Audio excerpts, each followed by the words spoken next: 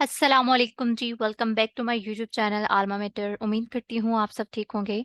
अच्छा जी, मैंने European history की एक एमसीक्यू से स्टार्ट की है क्योंकि मोस्टली बच्चों को ऑप्शनल सब्जेक्ट के जो एमसीक्यूज हैं वो जो है फाइंड करना बहुत मुश्किल होता है। इवन आप गूगल पे भी जाएं तो आपको एमसीक्यूज नहीं मिलेंगे। बहुत कम वेबसाइट्स हैं जहाँ पे आपको मिलेंगे, लेकिन टॉपिक वाइज तो बिल्कुल भी नहीं मिलने वाले। तो इसलिए मैंने सोचा कि मैं आप लोग के लिए टॉपिक वाइज एमसीक्यू सीरीज बना देती हूँ, जो कि आपके लिए बहुत हेल्पफुल रहेंगी, ताकि आप 10 बाय 10 जो है अपने ऑब्जेक्टिव, यानी वैसे तो 20 एमसीक्यूज होते हैं लेकिन मैं वैसे रेशो बता रही हूँ कि आप फुल मार्क्स ले सकते हैं। ठीक है, तो आज हमारी सीरीज नंबर 2 है। सीरीज नंबर 1 जो है मैं लास्ट सैटरडे अपलोड कर चुकी हूँ, आप मेरे चैनल के प्लेलिस्ट में जाके देख सकते हैं। चलिए जी, स्टार्ट करते हैं। फर्स्ट सीरीज में हमने सिलेबस को अगर आप देखें तो फर्स्ट टॉपिक को कवर किया था, the causes of French revolution. ठीक है, वो आप देख लें। और सेकंड आज हमारा टॉपिक है the causes of French revolution और कंसिक्वेंसेज ऑफ फ्रेंच रेवोल्यूशन की टाइमलाइन जो है वो अगेन से मैं रिपीट करवा देती हूँ, रिवाइज करवा देती हूँ। और नेक्स्ट हम देखेंगे नेपोलियंस राइज टू पावर। ठीक है, तो चलें जी, स्टार्ट करते हैं। First of all timeline of French revolution. French revolution का टाइमलाइन देख लेते हैं, वैसे कब स्टार्ट हुआ है, कब एंड हुआ। ठीक है, और इसके फर्स्ट मोनार्क कौन थे, कब बने, वो सारा हम फर्स्ट वीडियो में कवर कर चुके हैं। ठीक है, अच्छा देख लेते हैं 1789 एस्टेट जनरल। एस्टेट जनरल जो है एक असेंबली थी जो कि बनाई थी लुइस 16 ने, मुशावरत के लिए, डिस्कशन के लिए। क्योंकि लुइस 16 ने ये इसलिए बनाई क्योंकि अब मैं आपको बताती हूँ एक ब्रीफ से यहाँ पर स्टोरी, कि सोशल हायरार्की थी फ्रांस में। ठीक है, 3 क्लासेस थी, 3 एस्टेट्स थी। फर्स्ट जो थी क्या थी, अरिस्टोक्रेसी या नोबिलिटी। सेकंड क्लर्जी, और थर्ड जो थी पेजेंट, यानी जो वर्कर क्लास थी, लोअर क्लास थी, थर्ड वन। ठीक है, अब तब इनकी जो रेशो थी, जो अपर क्लास है हमारे पास, यानी अपर 2 क्लासेस थी, उनकी रेशो 98% थी। यानी वहाँ जो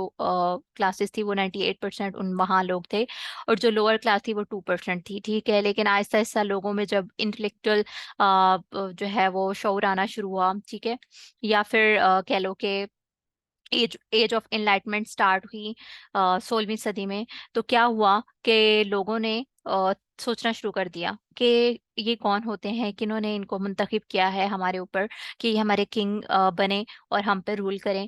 काम हम करें, मेहनत हम करें, मजदूरी हम करें, और एंजॉय ये करें। ठीक है, तो ये सब, तो इससे क्या हुआ था कि जो लोअर तबका था आहिस्ता आहिस्ता उनमें शोर आना शुरू हुआ, और उन्होंने अपनी एक नेशनल असेंबली बना ली। पहले तो वो अपनी राय लेके गए थे किंग के पास कि हमें भी वोट का राइट दिया जाए, हमें भी हमारे राइट्स दिए जाएं। लेकिन जब किंग ये बात ना माना तो क्या हुआ कि इन्होंने अपनी सेपरेट असेंबली बना ली। जब इन्होंने अपनी असेंबली बनाई तो लोगों में जो है वो अगेन रेवोल्यूशन की एक वेव जो है वो बढ़ना शुरू हो गई। ठीक है, तो किंग को इससे डर हुआ कि कहीं उसको ओवरथ्रो ना कर दिया जाए, लोग जो हैं इसको यहाँ से निकाल ना दें, या उसको अपने रूल का खतरा पड़ गया।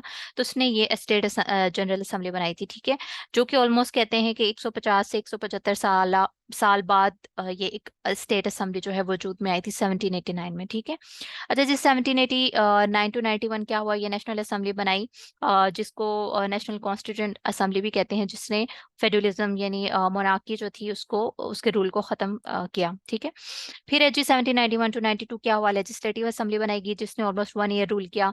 देन 1792 टू 95 एक नेशनल कन्वेंशन बनाया गया, ऑलमोस्ट इसका ड्यूरेशन 3 इयर्स था। यहाँ पे एक साल जो था वो रेन ऑफ टेरर में गुजर गया, क्योंकि रेन ऑफ टेरर क्या था जी, कि जब फ्रांस जो था वो एज ए रिपब्लिक मुल्क बन गया था, यानी मोनार्की वहाँ खत्म हो गई थी, लुइस 16 को हटा दिया गया था तख्त से। तो वहां पे कुछ ऐसे लोग अभी भी थे जो कि मोनार्की को सपोर्ट करते थे। तो उन लोगों को खत्म करने के लिए जो है मैक्सिमिलियन स्टेटमैन था, लॉयर था, जिसने एक ये कह लें कि एक प्रैक्टिस चलाई थी, जो कि मोनार्की को सपोर्ट करते थे, उनको खत्म कर दिया जाए। इसको रेन ऑफ टेरर करते हैं, ऑलमोस्ट 1 ईयर इसका ड्यूरेशन है। ठीक है, फिर 95 टू 98 जो है वो डायरेक्टली रूल बनाया गया, जो कि एक तो ये कि जैसे मैंने आपको बताया, लोअर क्लास जो थी, सबसे लोअर यानी थर्ड वन स्टेट जो थी, जो कि वर्किंग क्लास थी, उन्होंने रूल करना शुरू कर दिया था। ठीक है, यानी जब उन्होंने अपनी असेंबली बना ली, उन्होंने अपनी एक कॉन्स्टिट्यूशन असेंबली बनाई, अपनी लेजिस्लेचर बना ली। ठीक है, तो उनका रूल अब जो है वो फर्दर प्रमोट होना शुरू हो गया था। तो उन्होंने एक अपनी एग्जीक्यूटिव बॉडी बनाई थी जहाँ पे 5 डायरेक्टर्स को मुकर्रर किया गया था, जो कि फर्दर डेमोक्रेसी को प्रमोट करने वाले थे। अच्छा जी, फिर 99 में क्या हुआ था कि नेपोलियन ने क्या क्या कर लिया था, ओवरथ्रो कर लिया था ये जो लोअर क्लास थी जिन्होंने डेमोक्रेसी या फ्रांस को एज ए रिपब्लिक डिक्लेयर किया था।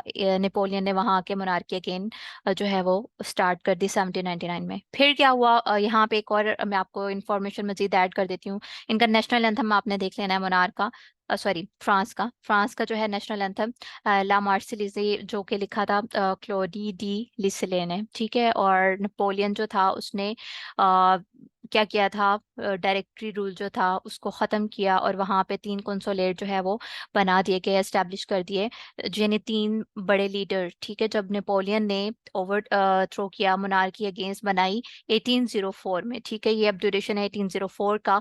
तो 3 कंसोल्स बने, कंसुल्स भी पढ़ते हैं इनको। तो 3 लीडर्स थे जिसमें से फर्स्ट और बड़ा लीडर इसने अपने आप को बनाया, नेपोलियन ने, ठीक है, नेपोलियन बोनापार्ट ने।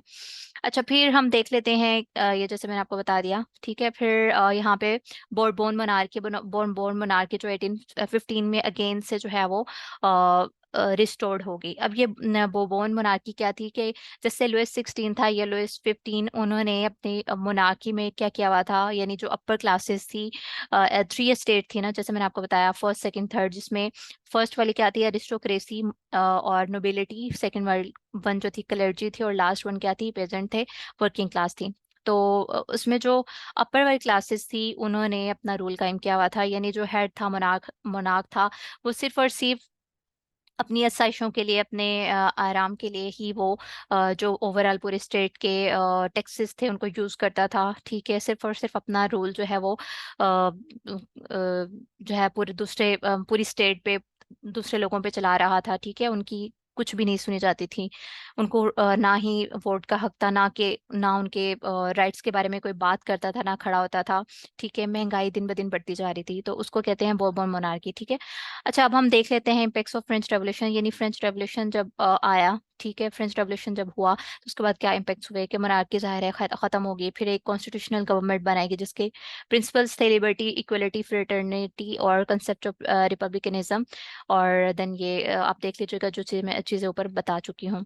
अच्छा, अब हम देख लेते हैं Napoleon's rise to power.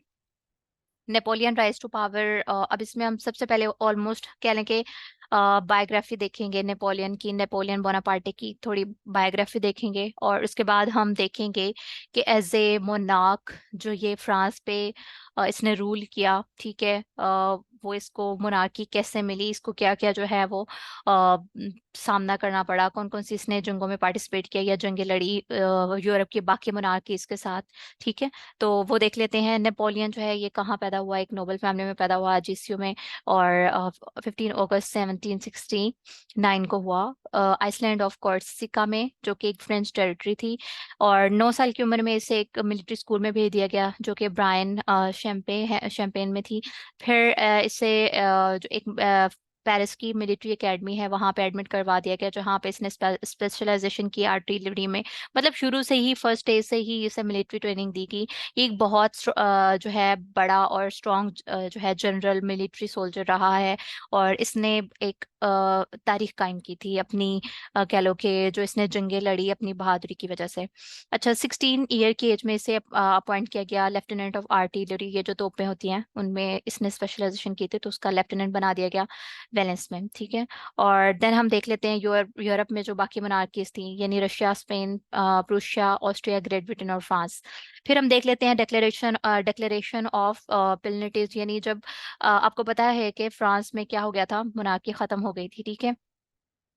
Monarchy जब खत्म हुई थी तो इर्द गिर्द की जो यूरोपियन थी स्टेट्स थी जहाँ पे ऑलरेडी मोनार्की थी, तो उन्हें खतरा लाहक हो गया था कि ये ना हो कि फ्रांस में जैसे रेवोल्यूशन आया है, फ्रांस में जो है लोगों में एक शोर पैदा हो गया है, ठीक है, उनमें इंटेलेक्चुअल सोच जो है वो फर्दर प्रमोट हो रही है, तो ये ना हो कि हमारी जो टेरिटरीज हैं, हमारे जो मुल्क हैं, उनमें भी लोग ऐसा सोचना शुरू कर दें और मोनार्कीज खत्म करने के लिए लोग कहीं सड़कों पे बाहर ना आ जाएं, ठीक है। तो इसलिए फिर डिफरेंट कोalition जो है वो बनना शुरू हो गए थे, यानी दस्ते, यानी दो दो तीन तीन मुल्क जो है आपस में मिल के जो है वो फ्रांस के अगेंस्ट आ रहे थे और इसके साथ जंगे कर रहे थे। ठीक है।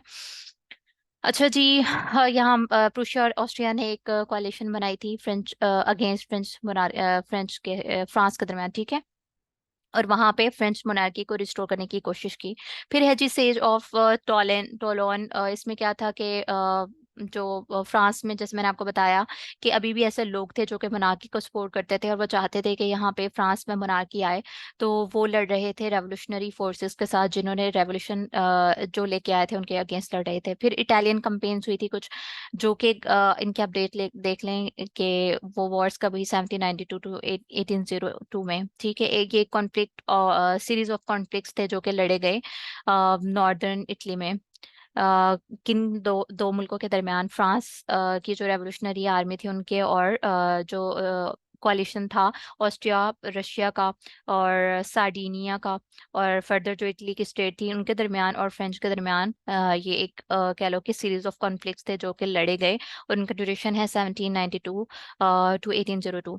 फिर हम देख लेते हैं बैटल ऑफ नाइल भी हुई, यानी एक पूरा कह लो कि एक टाइमलाइन ही चल रही थी जिसमें नेपोलियन बोनापार्टे जो है वो एज ए मोनार्क बनने से पहले पहले उससे क्या क्या स्ट्रगल्स करना पड़ी, कौन कौन से फेजेस से उसे गुजरना पड़ा, और कौन कौन सी जो है जंगें उसने लड़ी, और कैसे वो फर्दर एज ए मोनार्क बना फ्रांस का। ठीक है।